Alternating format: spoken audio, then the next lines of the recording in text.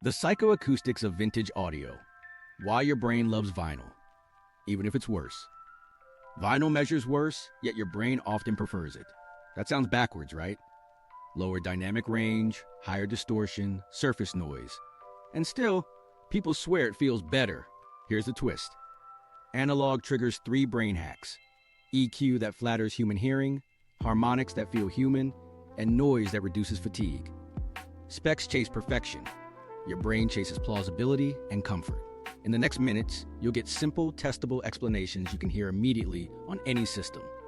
We'll keep it clear, skip the myths, and show you why perfect audio doesn't always sound perfect to you. Okay, so why does perfection feel cold? Why perfect audio doesn't feel perfect? Okay, so basically, your ears aren't microphones and your brain isn't a recorder. Hearing is an active prediction engine. Your auditory system compresses loud and soft, guesses what's coming next, fills in gaps, and decides what matters. Measurements tell us what the signal is. Perception decides what the sound means. That gap, fidelity versus plausibility, explains why clinical accuracy can feel emotionally flat. Here's what most people miss. Your hearing is pre-EQ'd by biology. Equal-Loudness contours, often associated with Fletcher-Munson and standardized in ISO 226, show that at the volumes most of us listen at home, we're less sensitive to deep bass and airy highs, and hyper-attentive to the mid-range where voices live. So a perfectly flat system at low to moderate SPL doesn't land as balanced, it lands as thin. Engineers used to compensate with loudness controls. Vinyl-era mastering and playback quirks often nudge things in that direction automatically, which we'll come back to. The counterintuitive part is that your brain likes manageable information density. Hyper-detailed, totally silent, ruler-flat playback can feel cold because it keeps every micro-detail exposed all at once. That's more cognitive load, more edges to parse, more micro-transients to classify, more "is this important?" decisions. When the system adds gentle masking, through harmonics, hiss, or rounded transients, irrelevant details tucked behind the main event. Your scene analysis works less to build a coherent picture, and the music feels smoother, even though technically you're hearing less raw data. Temporal masking makes this concrete. A loud transient can hide quieter sounds that arrive just before and after it for a few milliseconds. Analog chains often soften and saturate those edges, which shapes what gets masked and what remains audible. The simple version is, slightly rounded attacks can let the sustain and tone read more clearly to your brain, so you perceive fullness without harshness. Digital can do this too, but when you chase absolute transient preservation and zero noise, you remove the glue that helps the brain group sounds. Everything clicked when I realized the brain often favors, meaning over strict accuracy. Auditory scene analysis is literally your brain sorting 1 singer, 2 guitars, snare here, room there. It uses timbre cues, onset timing, and spectral envelopes to group elements. If the presentation exaggerates micro-contradictions, super sharp edges with no floor of noise, the scene can feel less plausible, like instruments floating in isolation. Add a tiny bed of consistent, low-level noise or gentle harmonic enrichment, and the scene hangs together. It's the difference between a photo studio's harsh key light and a softbox. Same subject, but one flatters faces. Another piece. Expectation. If you believe something will be special, your attentional system dials in. That's not fooling yourself. It's top-down modulation. When you clean a record, cue the tone arm and sit for a side. You prime attention and suppress distraction. That alone can change perceived quality more than a dozen dB of dynamic range ever will. Expectation bias isn't a moral failing. It's a feature of perception. The trick is noticing when attention, not the file format, is doing the heavy lifting. And about perfect frequency balance. At home levels, equal loudness contours make bass feel lighter and treble less present unless you compensate. Vinyl playback, as we'll see, uses a standardized EQ for groove physics that gets reversed on playback. The net effect, combined with cartridge and arm behavior, often nudges the spectrum closer to what your ears want at those SPLs. Controlled lows, gentle top, a smooth, forward mid. Not flat in the lab, plausible in the living room. Micro story. I once level matched a pristine high-res file and a transfer through a slightly noisy transformer-laden chain.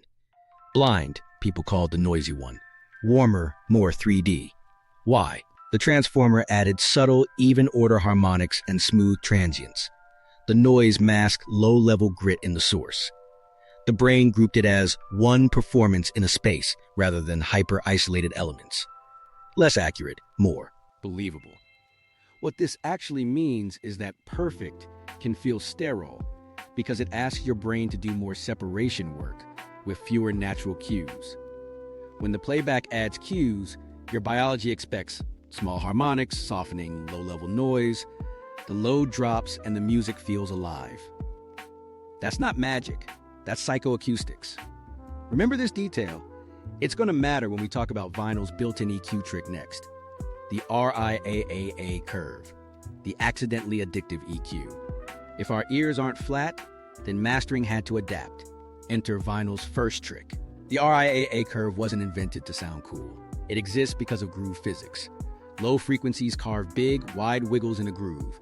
Too much bass and the stylus would jump, sides would shorten, and inner grooves would be a mess. High frequencies are tiny wiggles that can get lost in noise. So during cutting, bass is attenuated and treble is boosted.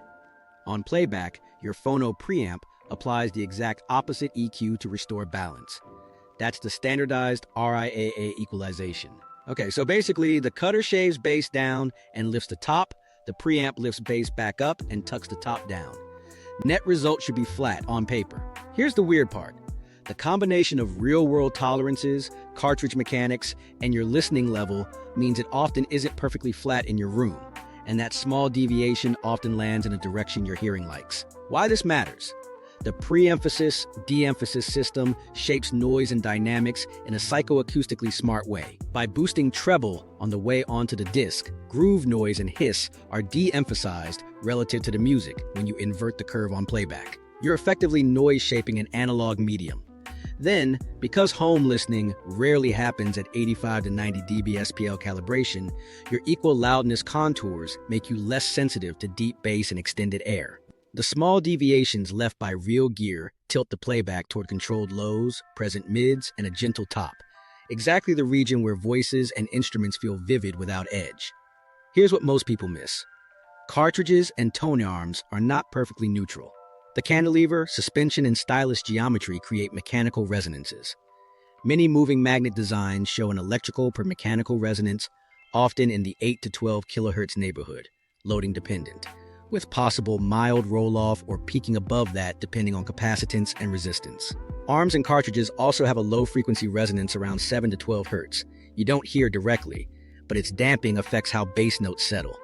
The simple version is, you get slightly softened treble splash, a little mid-range sheen, and bass that feels tight rather than flabby. Not because it's more accurate, but because the system is managing motion, noise, and energy in ways your brain interprets as coherent. Contrast that with brick wall digital flatness at the same loudness. A transparent DAC feeding a flat wideband amp into bright speakers at living room levels will preserve every transient and every bit of HF energy. With no de-emphasis and no mechanical rounding, cymbal grain and vocal sibilance can sit right on your sensitivity peak if the mix is aggressive. Your brain then works harder to suppress those edges. Vinyl's path, with its pre-de-emphasis and electromechanical smoothing, tucks those edges a hair behind the core tone. Everything clicked for me when I thought about the RIAA curve as behaving a bit like a loudness control in practice. Classic loudness buttons boosted bass and treble for low-volume listening. RIAA isn't doing that literally, but the end-to-end behavior at home can achieve a similar perceptual outcome. Bass feels present without blooming, mids feel forward, top feels crisp but not icy. That makes records sound full at modest levels where most people live. Another layer, tolerances. The RIAA standard is a target, but phono stages and cutters have slight deviations, maybe half a dB here, a dB there, especially around the transition frequencies defined by the time constants. One preamp might droop a touch above 15 kilohertz. Another might be a hair generous in the 100 to 300 hertz region. Stack that with cartridge loading choices, capacitance and resistance, and you have tunable psychoacoustics. Listeners often dial in a combo that fits their room and ears without thinking of it as EQ. It is EQ, just wrapped in the hardware. Micro story. We once took a neutral digital transfer of a jazz trio and ran it through a cutting simulation, plus RIAA playback emulation, then convolved a typical cartridge response.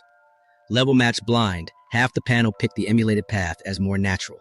their notes. Piano less glary, ride sits better, bass more articulate. The waveform showed tiny treble smoothing and a slight mid-lift. Measurement said less flat. Brain said more real. Here's the counterintuitive part. The RIAA system also nudges time behavior. The high-frequency pre-emphasis means HF. Content hits the cutter with more relative energy in the treble. On replay, that energy is pulled back. Combined with stylus tracing limits and groove velocity falling toward the inner diameter, you get a subtle softening of very fast edges that interacts with temporal masking, so the sustain and room tails read clearer. Again, not accuracy, plausibility. So, is vinyl EQ'd better? No, it's EQ'd necessarily, but the necessity lines up with how human hearing prefers to be fed. Less raw HF hash, a supportive noise floor, and a mid-band that carries meaning. And because you don't usually listen at reference SPL in an anechoic chamber, those small pushes land right where equal-loudness contours need help. What this actually means is that the RIAA curve plus cartridge and arm behavior create a chain that flatters human hearing at home. It's not a conspiracy or fairy dust, it's physics meeting biology. Digital can absolutely replicate the same spectral shape, gently tilt the top, support the lower mids, control sub-bass, and you'll hear that record-like ease. But on a turntable, that contour and texture arrive by design constraints that your brain appreciates as comfort. Next, harmonics, the other half of warmth that feels human. Harmonic distortion, why warmth feels human. Here's where the sound turns into a feeling. Harmonics. When a system isn't perfectly linear, it doesn't just make a note louder or quieter, it creates extra notes at mathematically related frequencies. Okay, so basically, if you play a 100 Hz tone and the chain adds 200 Hz, 300 Hz, 400 Hz, you're hearing harmonics. Even order harmonics, second, fourth, sixth, stack nicely with the fundamental reinforcing body and warmth. Odd order, third, fifth, seventh, add a little edge and bite. Neither is inherently good or bad, it's how much, where, and when. Why this matters? The brain uses harmonic relationships to identify timbre. That's a cello, not a clarinet. When a playback chain adds low-level, musically related energy, it can make tones read more clearly at everyday listening levels. The simple version is subtle, even order enrichment makes instruments feel fuller without cranking volume. That fullness isn't free detail, it's added structure your brain likes. Here's what most people miss. Analog devices tend to fail gracefully. Tubes, tape, and transformers have soft knee nonlinearity. As you push them, they bend gently before they break. The transfer curve rounds off peaks instead of chopping them. That rounding creates a spectrum rich in low-order harmonics and tames spiky transients. Your ear reads that as warm, thick, smooth. Push too hard and it turns fuzzy, but the sweet spot is wide. Tubes are a classic example. Many tube stages lean toward even order products when biased in typical audio circuits, sprinkling second and fourth harmonics at low levels. That's the sweetness people rave about. Transformers do a different trick. Magnetic core saturation and hysteresis generate both even and odd components, plus a gentle, low-frequency compression that feels like weight without boom. Tape adds yet another behavior, level-dependent saturation that increases high-frequency compression as you get close to tape's headroom, slightly pulling back sibilance and cymbal splash while lifting the mid-band density. 3 different textures, one shared outcome. More body, less sting. Everything clicked when I measured a bass guitar through 3 paths, clean DI, transformer DI, and a mild tape sim. All tracks were level matched. Blind listeners often preferred the transformer or tape as more solid and sits in the mix. Spectrally, we saw a tiny rise in second and third around 100 to 300 Hz, and a small reduction above 6 kHz. Translation: the harmonics made the note's core more audible at low SPL, while the softened highs reduced masking on the tone. Same bass, more presence per decibel. This might seem backwards, but a little distortion can reduce perceived distortion. Harsh digital clipping, hard, instantaneous limiting creates rich high-order harmonics and intermodulation. When multiple tones hit a hard ceiling, some indifference products bloom all over the band. Your ear hears that as brittle, splashy, fatiguing. Analog soft clipping, by contrast, biases toward low-order components and compresses peaks before they collide, limiting intermodulation chaos. The artifacts are still there, they're just arranged in a way your brain tolerates. In other words, euphonic distortion isn't a myth, it's a texture that interacts with masking. A small amount of second harmonic can mask odd, narrow spikes higher up. Likewise, a gentle saturation curve can tuck gritty mic pre-noise under a now stronger core tone. It's not that the chain removed flaws, it rearranged them so your auditory system ignores the right ones. Why your brain likes this comes down to loudness perception too. We don't judge loudness by RMS alone. We respond strongly to mid-band energy and the shape of transients. Low level. Harmonic enrichment makes the mid-band seem louder at the same measured level. Soft knee compression reduces peak to average without obvious pumping, so you can raise the average a hair before discomfort. Result: punch without pain. Drums hit, vocals stay forward, cymbals don't sandblast you. Here's the weird part. Timing and harmonics are linked. Saturation slightly delays and reshapes peaks. That micro-smoothing changes how temporal masking works around consonants, snare snaps, and string attacks. You hear more sustain, more note center, and fewer razor edges competing for attention. The musical line feels clearer, even if the oscilloscope says you lost the sharpest microsecond. Micro story: we printed a vocal through a clean chain and then through a tube EQ with no EQ gain applied. Literally just the tubes and transformers in circuit. Level matched, 5 out of 6 listeners heard the tube path as closer, breathier, but less spit, more human. An analyzer showed about plus 0.7 dB second harmonic around the vocal's fundamental region and a 0.5 dB dip around 7 to 8 kilohertz. The consonants stayed intelligible, but the harshest sibilant energy fell beneath the vocal tone. More believable, less pristine. None of this requires a turntable. Digital can do it cleanly and repeatably. Gentle saturation algorithms that bias toward even order content, transformer and tape models with calibrated headroom, soft knee compressors with slowish release to hug transients without smearing groove. The danger is overdoing it. Once you hear the pleasant change, you push for more, and suddenly everything's gooey. The rule of thumb: if you notice the effect at casual listening, it's probably too much. If you miss it only when you bypass it, you're in the zone. What this actually means is that warmth isn't nostalgia. It's a psychoacoustic alignment. Low-level harmonics shape loudness and timbre where your hearing lives, and graceful nonlinearity reduces the kind of artifacts your brain hates. Specs will mark it as distortion. Your ears will call it music. Timing, jitter, and microdynamics. Okay, so this is where feel lives. Timing. Your brain is highly sensitive to when sounds start, especially sharp edges like consonants, snares, and pick attacks. Micro-timing, in the few millisecond window, shapes groove, punch, and clarity. Shift an onset by 2 to 5 milliseconds and you won't hear it as late, but you'll feel the groove sag. Sharpen or soften a transient by a hair and the whole mix rebalances. That's because your auditory system uses those edges to group events and judge loudness. Transient edges are like high contrast borders in vision. They tell your brain what to track. Here's what most people miss. Analog and digital have different timing signatures when they misbehave. Turntables exhibit wow and flutter, slow and fast speed variations measured in fractions of a percent. That's pitch and time wobble. At very low levels, it doesn't sound broken.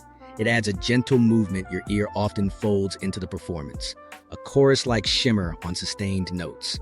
Tape has similar, usually smaller, modulation. It's not accuracy, but it's coherent. The error is continuous, correlated across the whole signal, and your brain is great at accepting consistent, predictable deviations. Digital's classic gremlin is jitter, uncertainty in when samples are converted. In modern gear, typical jitter levels are far below audibility on music with competent design, but the signature still matters. Periodic jitter creates sidebands that can sound like faint grit around highs. Random jitter tends to blur transients a touch. Well-designed DACs push this below audibility, but upstream timing. USB electrical noise, poor clock recovery, or bad interfaces can create patterns that aren't musically related. The brain is less forgiving of uncorrelated spiky timing errors because they add unpredictable edges right where you're sensitive.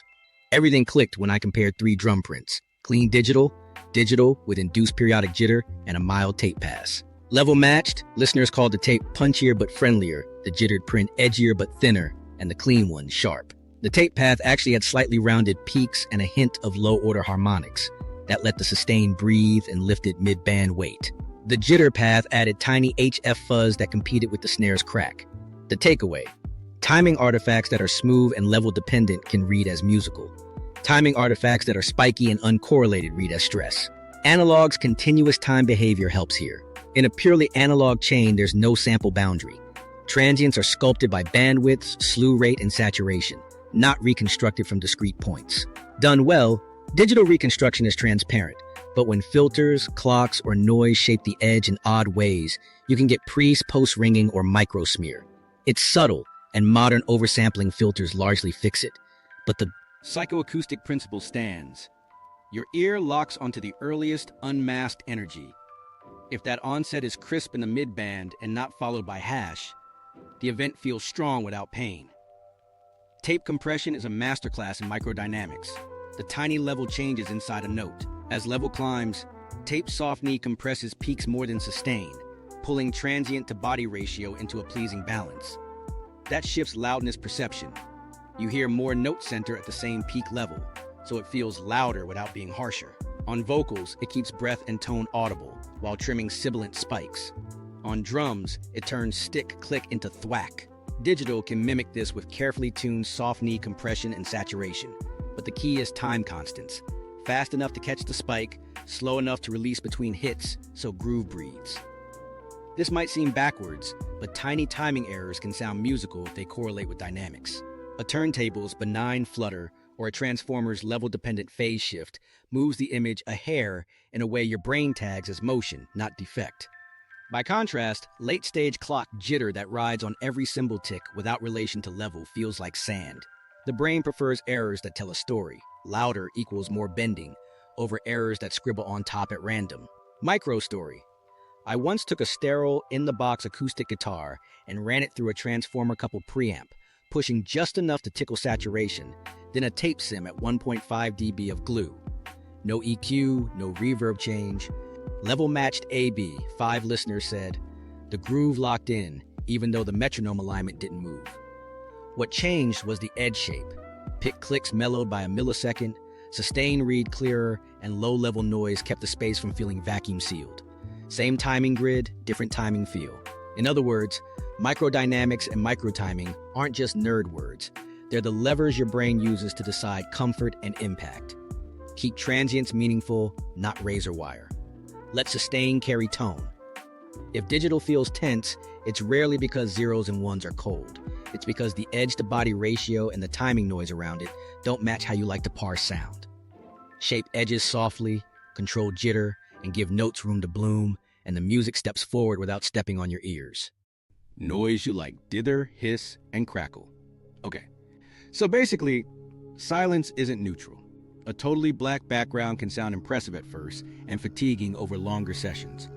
Your auditory system is always hunting for a floor, some consistent reference the brain can subtract. Give it a tiny, stable bed of noise and perception relaxes. Strip it away entirely, and every microscopic flaw stands alone like dust on a glass table. Here's what most people miss. A little noise can fix a digital problem on purpose. That's dither. When you reduce bit depth, quantization error turns quiet details into gritty, level-dependent distortion. Add an ultra-low level of random noise before the conversion, and that distortion becomes uncorrelated. Your ear hears it as smooth air, while the true, low-level information survives statistically. It's counterintuitive. We add noise to preserve detail. Vinyl gives you a naturalized version of that. The surface hiss and rumble create a consistent floor that your brain quickly models and ignores. Because it's relatively constant, it masks the ugly stuff. Sporadic converter hash, harsh mic pre-spikes, or the brittle edges of overprocessed treble, without stepping on the music. In other words, the hiss steals attention from the wrong artifacts and hands it back to tone and groove. The craziest part? That occasional crackle you swear you shouldn't like can bump attention the right way. Intermittent clicks act like novelty pings. Tiny, non-musical events that wake your attentional system just enough to refresh engagement, then disappear. You don't want a campfire popcorn in every track, but a stray tick here and there won't ruin the party. It can even make the return to steady sound feel richer by contrast. Micro story. I once muted every click in a transfer, and listeners called it too clean, kind of flat. Put back 3 tiny ticks, and the notes felt more alive. Not better fidelity, better attention dynamics. Now about noise color. White noise has equal energy per hertz and can feel sharp. Pinkish noise, more energy in the lows, less up top, maps closer to how we perceive balance and is less fatiguing. Many vinyl rigs skew toward a pinkish noise shape. Low rumble from bearings, mid-band hiss from surface, little fizz up top once RIAA is applied. Your ear tolerates that far more than a bright hiss blade sitting in the 6 to 10 kilohertz zone where you're sensitive. Contrast this with dead silent digital. When the floor vanishes, all the mix decisions up high are naked. A bright vocal, hyped cymbals, a resonant de-esser. Those elements land on your sensitivity peak with nothing to hide behind. At first, it reads as detail. Then the cognitive load climbs because your brain has to suppress those edges constantly. Add the lightest touch of low-level pink-shaped noise or a dither that's noise-shaped out of the mids, and suddenly the same file feels less surgical and more musical. The music didn't change, the brain's workload did. Here's the weird part. Noise also helps grouping. Auditory scene analysis likes coherence. A stable, low-level hiss that rides the entire mix can cue one thing in one place. When the floor is absolute zero, instruments can feel like isolated stickers on a glass pane. Give the pane a faint texture and the stickers sit in the scene. But let's keep this honest. Not all noise is helpful. Intermittent hums at 50-60 Hz and their harmonics scream electrical fault. Broad HF hash from cheap gear lives right on sibilance and is the definition of fatigue. Record crackle that's frequent enough to intrude breaks immersion. The rule? Consistent, low-level broadbandish noise can help. Narrowband, spiky, or frequent bursts hurt. Dither specifics matter too. Triangular probability density function, TPDF dither, avoids tonal bias and is the standard choice for general-purpose 16-bit delivery. Noise-shaped dither can push perceived noise down in the critical midband and up where you're less sensitive, when used at appropriate sample rates. You won't hear it as noise in a quiet room. You'll feel that quiet passages stay smooth instead of crunchy. If you ever notice fade-out sounding sandy, that's undithered or poorly noise-shaped quantization. Proper dither makes fades glide. Everything clicked when I ran a sterile acoustic recording through 2 passes. One clean at 24-bit, one truncated to 16-bit with triangular dither and a -70 dBFS pink bed added post. Level matched, listeners called the pink bed version warmer, easier, even though the measured SNR was worse. The soft floor masked finger squeak grit and let the guitar body bloom. In other words, the brain likes a floor to lean on. Vinyl gives you one by default. Digital can add it intentionally and invisibly.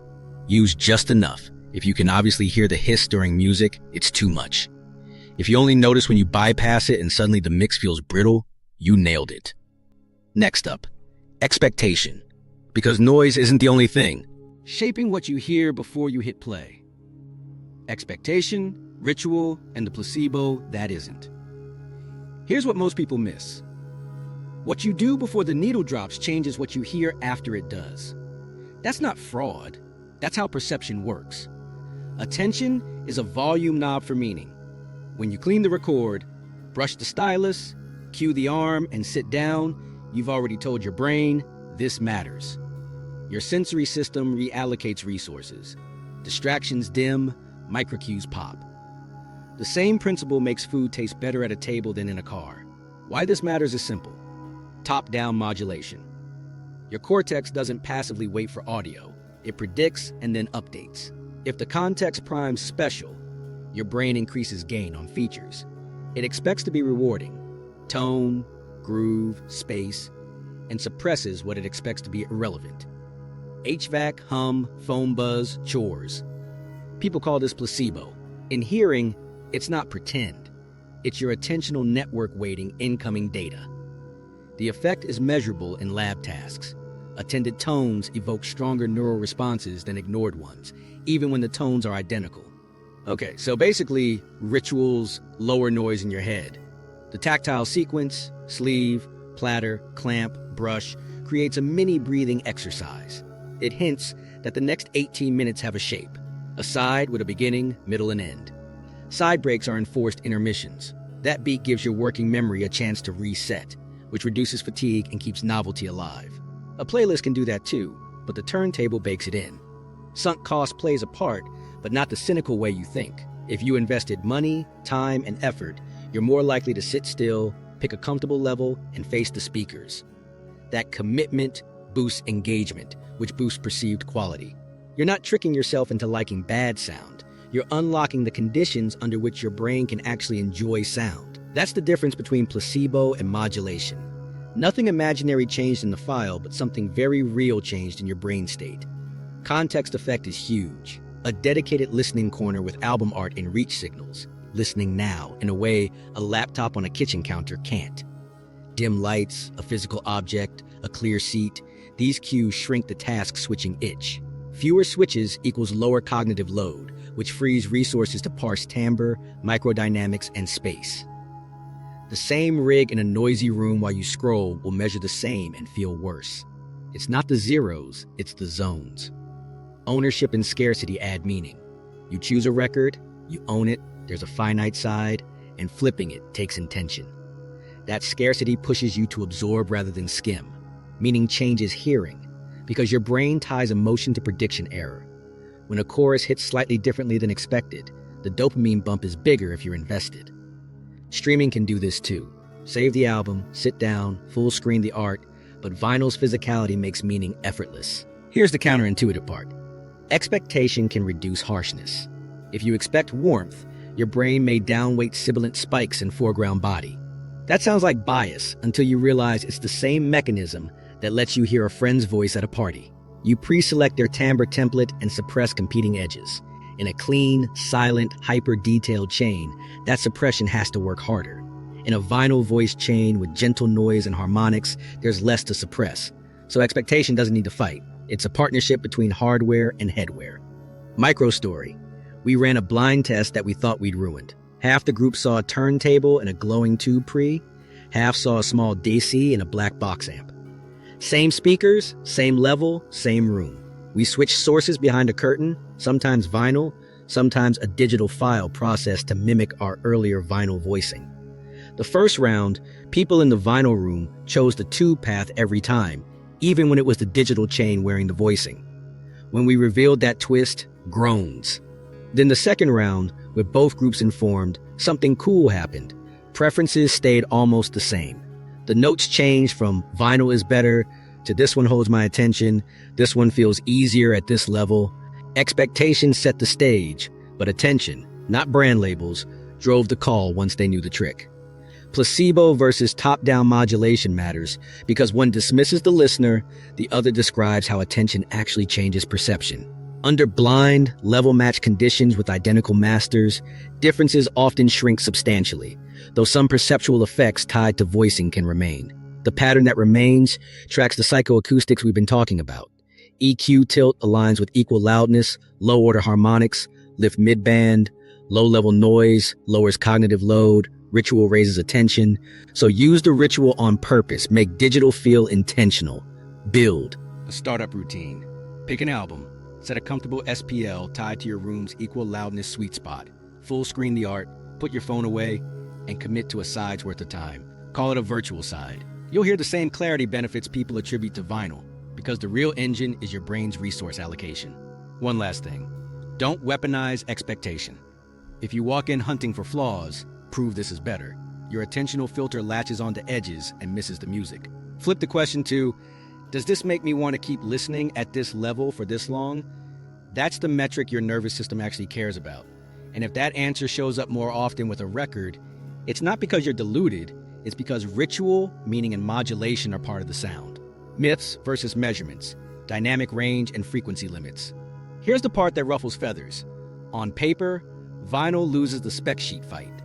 Real-world dynamic range, a good, clean cut in Cartridge might deliver 60 to 70 dB signal to noise in practice. A properly implemented 16-bit digital master delivers about 93 to 96 dB of usable dynamic range before dither, more with noise-shaped dither in the mid-band.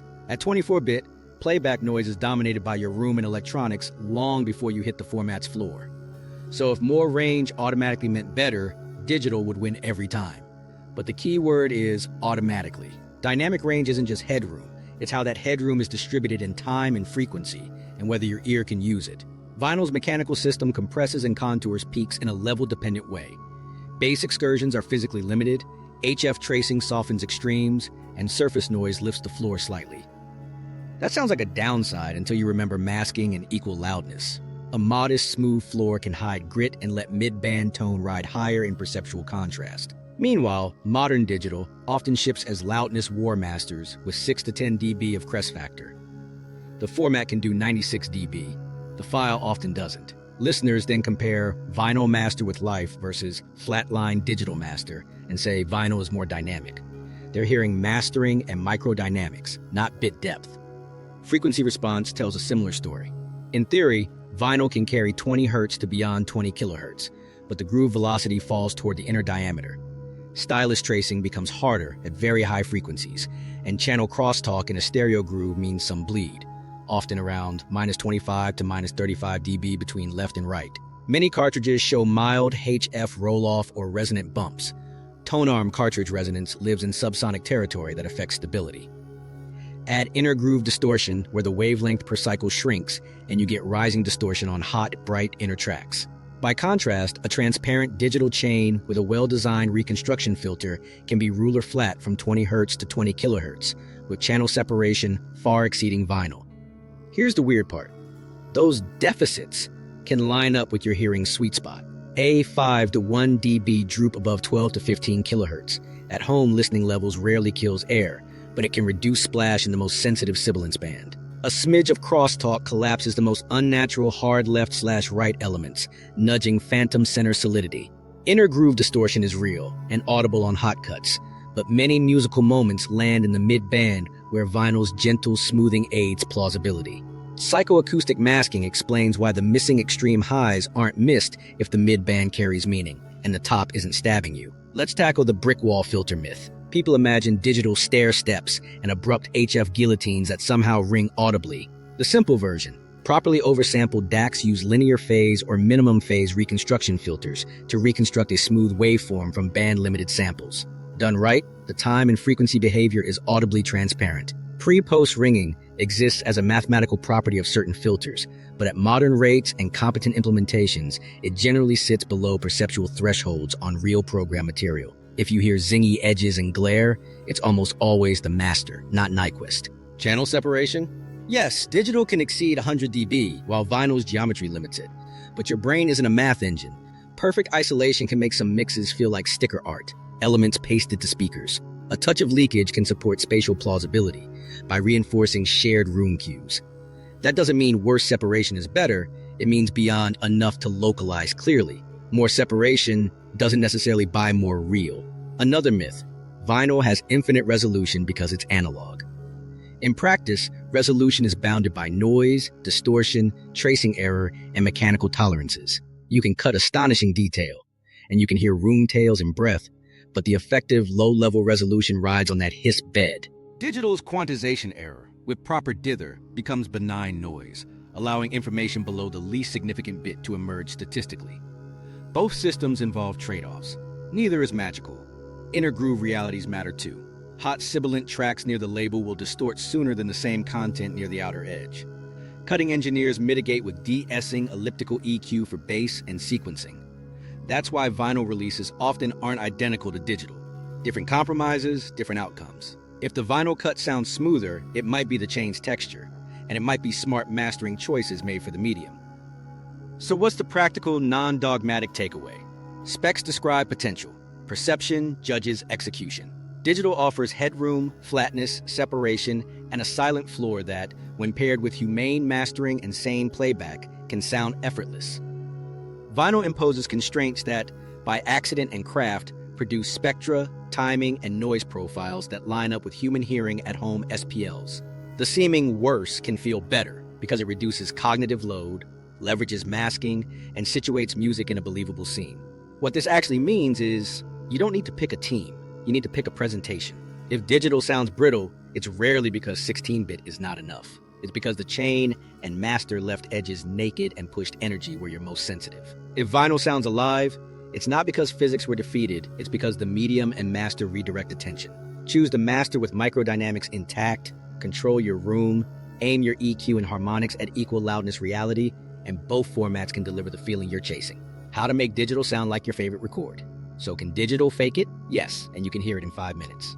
We'll build a vinyl voice chain with moves that match how your ears work, not just how analyzers look.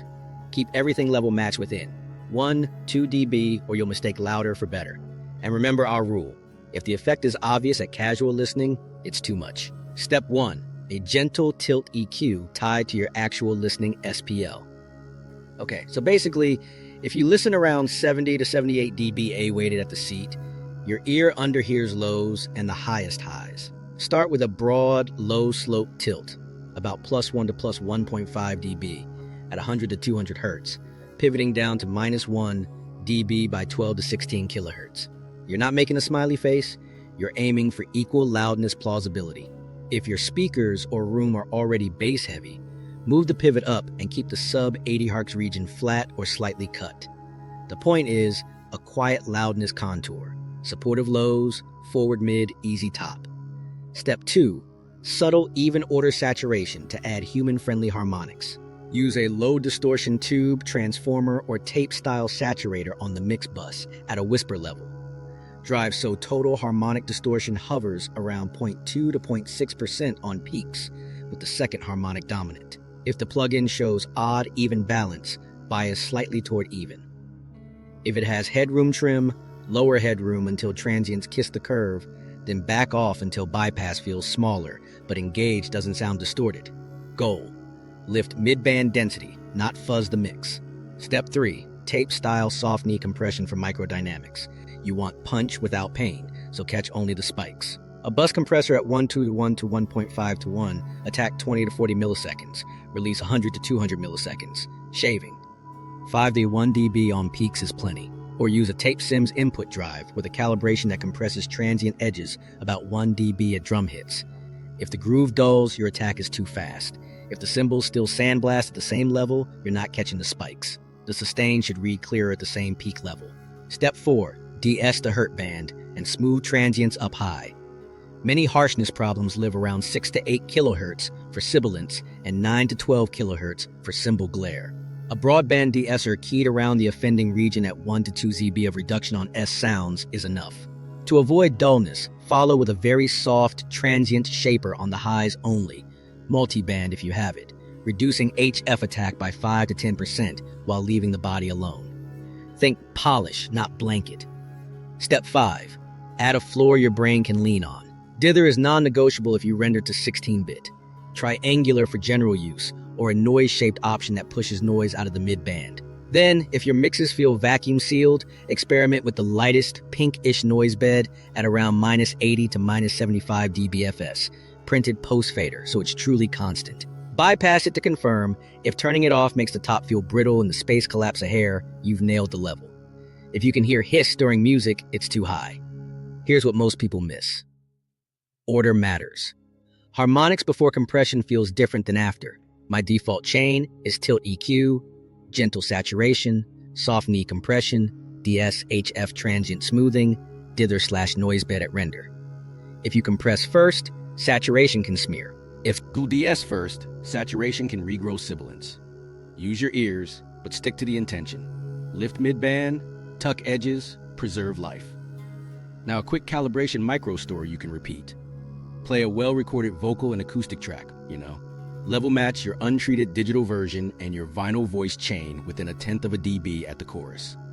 Listen at your normal evening level. Ask just one question. Which version makes you want to nudge the volume up a little without flinching at the S's or cymbals? If the voice chain wins, that's psychoacoustics working. Equal loudness and masking aligned to comfort.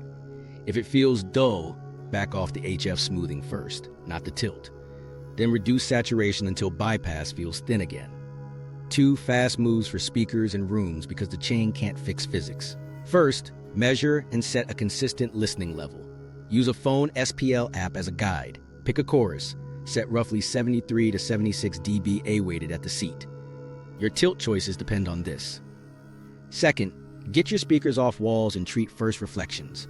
Early reflections boost upper mids and smear transients. Kill those, and your gentle EQ and saturation read as warmth, not mud. If the bass is boomy, your tilt will overfeed a mode. Fix placement or add bass traps before blaming files. A few guardrails. Don't chase vinyl Crackle plugins for the vibe. Intermittent noise is more distracting than helpful. If you want nostalgia, keep novelty sparse and context-driven, not across every track. Don't slam tape sims to hear it. Set them where bypass is disappointing, not where engage is obvious. Don't EQ to someone else's curve. EQ to your SPL and your room. Most important, don't skip level matching. A 0.5 dB bump will fake warmth every time. Everything clicked when I realized this chain isn't about copying a turntable, it's about copying how your hearing likes to be fed. A small bass lift for equal loudness, a sprinkle of low-order harmonics for body, a gentle hand on edges, and a floor to relax against. Do that, and your favorite record feeling shows up. No platter needed. The room, the speakers, the seat. Before you tweak plugins or chase cartridges, fix the space. The room is the instrument you hear through, and it can make vinyl warmth appear or vanish regardless of format. Okay, so basically, small rooms exaggerate bass and smear detail through reflections. Tame those, and suddenly gentle EQ and harmonics read as rich, not cloudy. Room modes first. Those are standing waves that cause boom at certain frequencies and suck outs at others, set by your room's dimensions. You hear it as some notes exploding while nearby notes disappear. That chaos makes people chase formats for tight bass when it's a placement problem. Move speakers and the seat to avoid sitting in peaks or nulls. A quick starting point. Place speakers so the front of each cabinet is about 20 to 25% of the room's length from the front wall, and start with the listening position around 38% of the room length from that wall. Then slide forward back in small steps while playing a bass sweep. Stop where bass notes feel even. This 1-inch game does more than any cable. Next, early reflections. Sound hits side walls, the ceiling, and maybe a coffee table, then reaches your ears milliseconds after the direct sound. Your brain fuses early arrivals with the original, which boosts upper mids and blurs transients.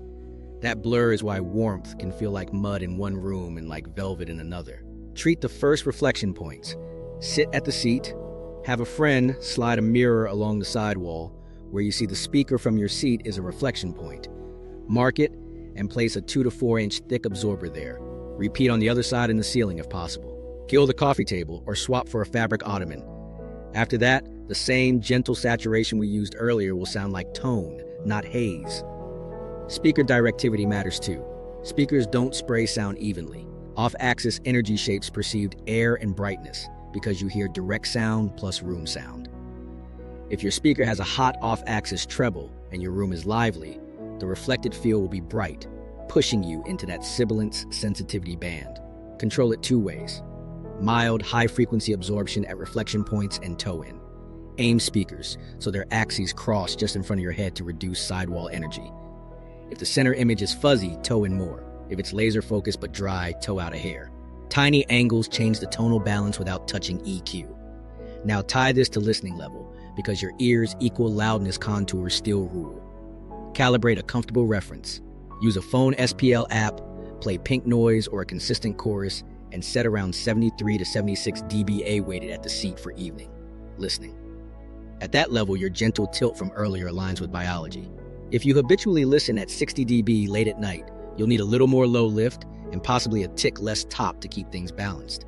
If you prefer 80 plus dB, reduce the tilt and saturation. Loud listening makes the natural bass and treble come up on their own. Head-related transfer cues and placement build the stage.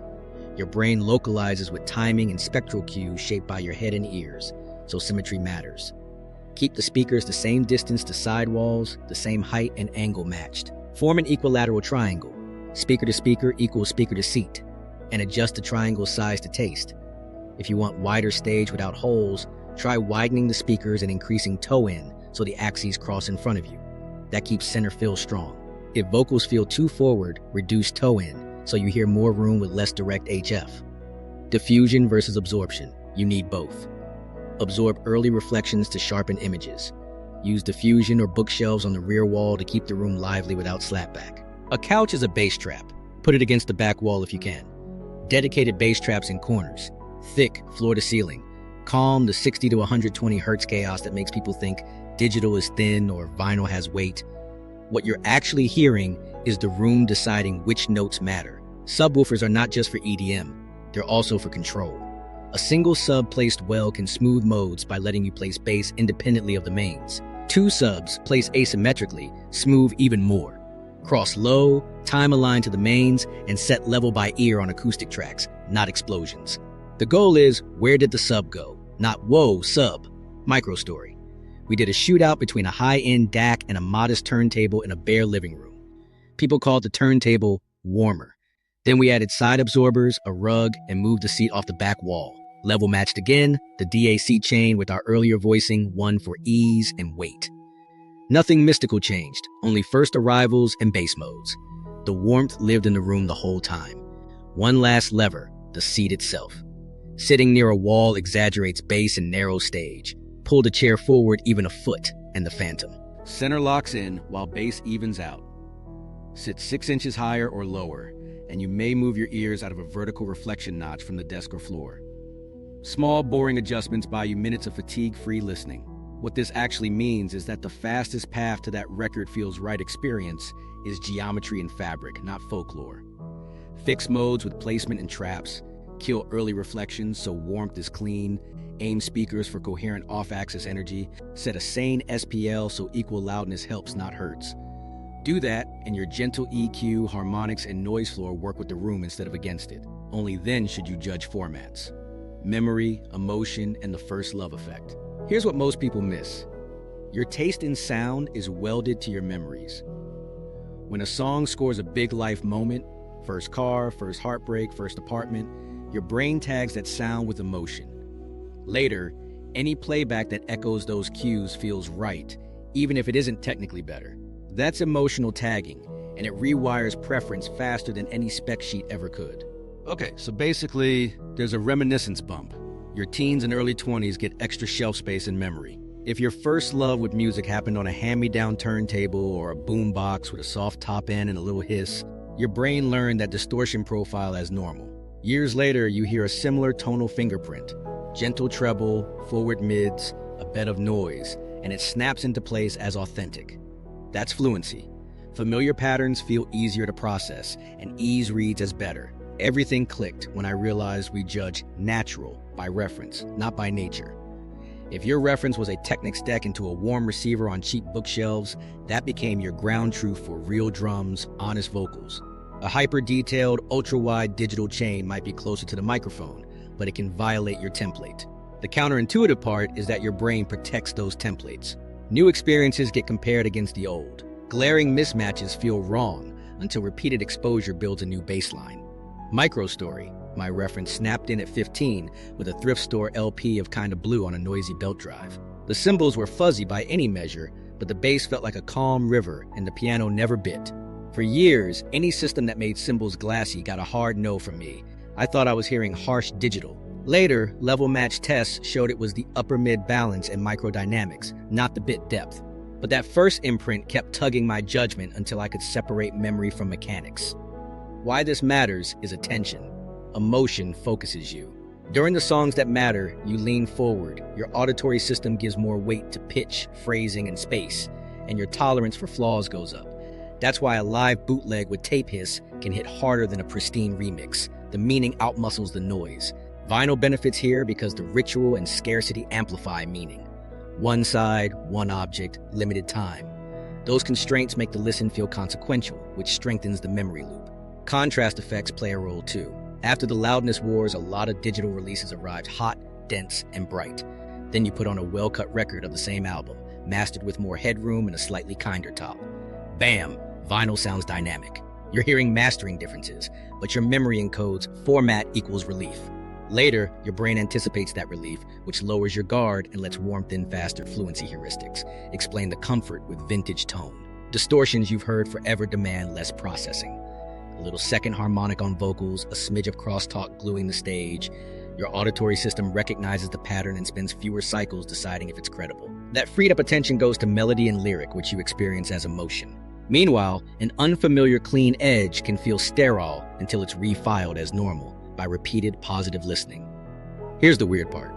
your brain defends cherished references. When presented with new evidence, say a blind test showing your favorite warm preamp and a neutral one converge after EQ, you might accept the data in the moment and still revert later. That's not stubbornness. It's memory processes doing what they do. The old network is stronger. The new one needs reps. The fix isn't arguing. It's curating repeated listens at comfortable levels with music you love, so the new presentation earns emotional tags of its own. So how do you use this instead of being used by it? Start with a reference reset. Pick 3 tracks tied to good memories, but with very different textures. An intimate vocal, a busy live cut, a bass-forward groove. Listen on your current chain at your calibrated level and write 1 line per track about feel, not flaws, invites volume, voice feels close, bass stays even. Then gently tune toward those feelings using the psychoacoustic levers we covered: EQ tilt, light saturation, microdynamic control, and a sane noise floor. You're not chasing nostalgia, you're aligning with remembered comfort while pruning the obvious downsides. One more micro story. I rebuilt a friend's small apartment setup. He swore his dad's turntable had magic. We matched his listening level, added 2 absorbers, a 1 dB low lift, and a 1 dB top tuck plus whisper saturation. Same speakers, same files. He put on the record he used to clean the house to as a kid and went quiet. "It's back," he said. The turntable wasn't the magic. Memory was, and now the chain supported it without the hiss and rumble he didn't actually miss. Case studies of bees that change minds. Okay, so basically, opinions melt when you do fair tests. The fastest way to cut through folklore is a level-matched, time-synced A/B, where the only variable is the thing you think you're judging. Here's what most people miss. If the vinyl and digital aren't from the same master, you're testing mastering, not format. Case study 1, level-matched mirror masters. We took a jazz quartet mix, created a vinyl intent version for cutting, mild DS, elliptical bass below 80 Hz, a whisper of tape-style saturation, then used that same processing on a digital file. The lacquer was cut and played back with a neutral cartridge. The digital file was played through a transparent DAC. We captured both chains, aligned them to the sample, and loudness matched to within 0.1 dB using integrated LUFS on the first chorus. Blind panel of 10 listeners. Result: preferences split 6-4 for the digital render wearing the vinyl intent processing. Notes clustered around the same ideas. Ride cymbal sits. Bass is articulate. Piano less glare. Nobody wrote format, they wrote feel. The variable that moved opinions was the psychoacoustic voicing, not whether a needle touched plastic. Case study 2, the loudness trap. We repeated the test but let the operator miss by 0.4 dB in favor of vinyl on 2 trials. Preference jumped to 8-2 for the louder takes, regardless of format. When we fixed the gain, the spread collapsed back to even. The takeaway isn't that listeners are gullible, it's that tiny loudness differences map directly to perceived warmth and detail. If you don't clamp level, you're not hearing taste, you're hearing physics. Case study 3, time sync, or it's fake. We compared a record playback to the same album on streaming. At first, people preferred vinyl for slam and ease. Then we aligned the streams to the needle drop within a few milliseconds, switching at phrase boundaries so the musical moment was identical. Preferences persisted only on tracks known to have different masters. On tracks where we could confirm identical masters, differences shrank to barely there until we inserted a vinyl voicing chain on the digital side. Then the panel flipped unpredictably between the two. Everything clicked for listeners when they realized timing alignment makes it a brain test, not a memory test. Case study 4, mild saturation versus clean at equal loudness. Rock mix, 2 chains, neutral path and a path with 0.3% second harmonic bias, plus 1 dB transient trim above 8 kHz. Same integrated loudness, same peak. Over 30-minute sessions, 9 of 12 chose the saturated path for less tiring and more forward vocal. In short, 30-second toggles, the split was closer to even. What this actually means is that fatigue shows up across time, not in quick flips. If you judge only in snippets, you miss the load your brain carries at home. Here's the weird part. Blind ABX can both deflate and clarify. We ran ABX on transparent DACs and found differences vanish when the chain is competent and level matched. Same for high-rate lossless files. But when the comparison is voicing versus no voicing, say our gentle tilt plus saturation, the ABX hit rates improved. People could reliably pick the voiced version, even at modest levels. That tracks the earlier principle. The brain hears changes that alter grouping, masking, and comfort. It's less sensitive to inaudible spec deltas. Mastering differences matter more than folklore admits. We took a famous album with a hot, bright digital release and a kinder vinyl cut. We needle dropped the record and matched it to the streaming version. Listeners called the vinyl more dynamic. The waveform showed 2 to 3 dB more crest factor on the vinyl cut and a 1 dB softer 6 to 10 kilohertz region. When we EQ'd and clipped the vinyl transfer to mimic the digital tonal for crest profile, preference fell away. Flip it. We restored headroom and tamed 7 kilohertz on the digital master, and suddenly it sounded like the record. Format didn't win, mastering did. Long-form fatigue tests sealed it. We built playlists of matched pairs and told participants to listen for 45 minutes at their normal evening level without touching volume. We asked one question: which list made you want to keep listening? The winners clustered around the same recipe: gentle, low lift, kinder top, microdynamic control, and a quiet floor. Some were vinyl, some were digital, with the chain we showed earlier. The common thread was psychoacoustics aligned to biology. Microstory: a skeptic swore his high-res library blew away records. We set up an A-B where his files ran through a neutral path, then through our vinyl voice chain, and we captured his turntable too. Blind: he picked his turntable twice, the voice digital 3 times and the clean digital once. His note on the voice digital: I hate that I like this. He didn't switch teams, he updated the map. I like this voicing. Here's the practical protocol you can copy tonight. Match masters if possible, otherwise note when they differ. Align start points tightly, switch at phrase boundaries, set integrated LUFS to within 0.1 dB. Listen for at least 20 to 30 minutes, not just 20 seconds. Log feel words, not tech words. Results you'll likely see. When everything else is controlled, preferences follow EQ tilt, harmonic texture, transient handling, and noise context, not file labels. That's not a cop-out, that's the brain telling you what actually matters. The simple version: why your brain loves vinyl. Okay, so basically, 3 things team up to make records feel good: the contour, the texture, and your attention. The contour is that end-to-end EQ behavior from cuttings, playback, plus cartridge quirks that leans into how you hear at home levels. The texture is low-order harmonics and soft knee dynamics that lift the mid-band and round edges, and your attention comes from ritual and meaning, which turns passive hearing into engaged listening. Here's the simplest way to hear it fast. First, the contour: a gentle, loudness-like tilt, supportive lows, steady mids, crisp but not icy top.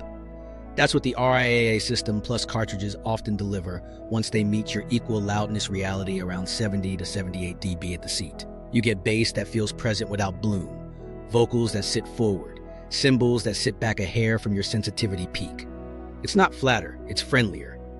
Second, the texture: small amounts of even biased harmonic enrichment and soft transient control. That adds perceived body and clarity at the same measured loudness while hiding the kind of high-order grit that tires you. The line to remember is punch without pain. Drums keep impact, vocals keep intimacy, cymbals lose the sandpaper. Third, attention and meaning. The ritual before playback lowers mental noise. Clean the record, cue the side, sit down, phone away. Your brain dials up the features you care about and dials down the junk. It's not placebo, it's top-down gain control. If you recreate that same intention with digital, consistent SPL, virtual side, art on screen, you get the same listening benefits. In other words, your brain prefers plausible, comfortable sound over perfectly measured sound. Specs tell you what's possible, your ears tell you what's livable. The chain that wins is the one that reduces cognitive load while keeping emotion vivid. So if you want a quick checklist, you can use tomorrow. Set a consistent evening SPL around 73 to 76 dB, A-weighted at the seat. Apply a subtle tilt, a touch more low support, a touch less top glare. Add whisper level, even leaning saturation. If you can hear it loudly, it's too much.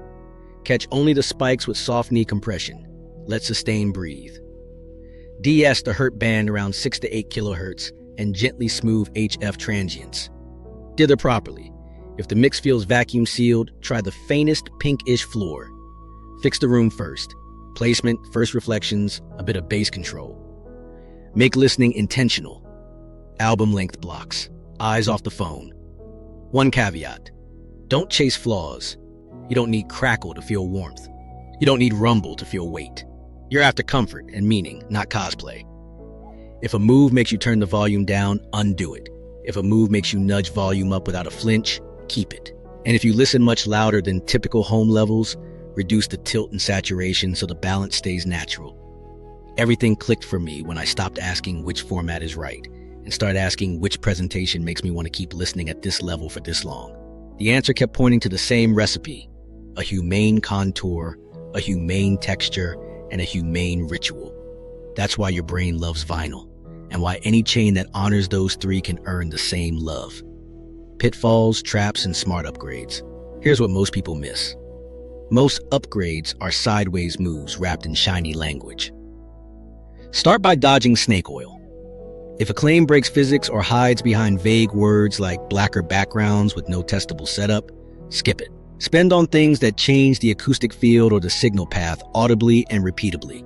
Room treatment, better speakers, good placement, clean gain, and proper calibration. Beware level mismatch. A 0.3 to 0.5 dB lift is enough to win any AB. Normalize to the same integrated loudness before judging. Beware mastering differences too. If you're comparing vinyl to streaming, you're probably comparing two different masters. When possible, test identical masters or at least acknowledge the variable. Chasing infinite resolution is a trap. Once your DC and amp are audibly transparent, flat response, low noise, no obvious distortion, more bits and higher rates won't fix edge-to-body balance or a bright room. If your top end hurts, fix the 6 to 10 kilohertz behavior with voicing and reflections first, not with another converter. Cables? Use well-made, properly shielded cables and move on. If a cable swap changes tone dramatically, you likely solved a bad connection, a ground loop, or an impedance mismatch. Not unlocked micro detail. Power conditioners can help in dirty environments, but don't expect miracles where the problem is acoustics. The big trap is upgrade-itis. Every new box promises magic. Every box adds variables. Lock a reference before swapping gear. That means consistent SPL, same listening position, same tracks, same time window. Listen for want to keep listening, not do I hear something new? Smart upgrade path looks like this. Calibration. Set a reference SPL you can hit every time. That anchors your equal loudness decisions. Geometry. Move speakers and seat to calm modes and line up symmetry. It's free and huge. First reflection treatment. 2 panels per side and 1 overhead if you can. This clarifies warmth, bass control, corner traps, or a well-placed sub or 2 with careful integration. Bass stops bossing the mid-range. Speakers, aim for neutral on-axis with smooth off-axis. This sets your room sound. Amplification. Enough clean power to avoid clipping at your reference level with headroom. Not fancy, competent. Subtle voicing. The gentle tilt, whisper saturation, microdynamic control, and proper dither/noise floor we covered. This is where you tune comfort. Source sanity. Lossless files or well-cut records, not algorithmically loud playlists for critical listening. Common pitfalls when voicing. Over-tilting lows so room modes bloom. If the bass gets slower as it gets bigger, back off the lift or fix placement. Over-smoothing the top so air dies. If consonants blur or symbols vanish, ease the DS or transient softening first, oversaturating until glue becomes gray. If the chorus loses lift, you've gone too far. Remember the rule, miss it when bypassed, don't hear it when engaged, ignoring fatigue. Quick switches favor sparkle. Long sessions expose load. Judge at 20 to 45 minutes, not 20 seconds. Keep sessions intentional, ritual without dogma. Build a virtual side habit for digital. Choose the album, full screen the art, set the level, phone away. That primes attention without requiring plastic discs. Use blind or sighted tests on purpose. Blind to cut bias. Sighted to evaluate the full ritual effect you'll actually live with. Archive smart. Use digital for storage, search, and portability. It's robust, cheap, and bit-perfect with proper backups. Use analog for experience, the tactile, finite, engaging listen. You don't need to justify either with myths. They serve different jobs beautifully. Final nudge, trust your ears, verify with tests. If something feels better at the same level over time, that matters. Then measure enough to know you didn't mistake louder for better or a room peak for weight. Your goal isn't purity, it's pleasure you can repeat tomorrow. Key takeaway: so-called flaws, EQ contour, low-order harmonics, gentle noise, and ritual, often align with human hearing better than perfect specs at home levels. If you want to hear it tonight, build the vinyl-voiced digital chain we showed, level match within 1/10 of a dB, and listen for 20 minutes at your calibrated SPL. Then watch our deep dive on Equal-Loudness and mastering choices to dial your system faster. Subscribe for more brain-first audio science.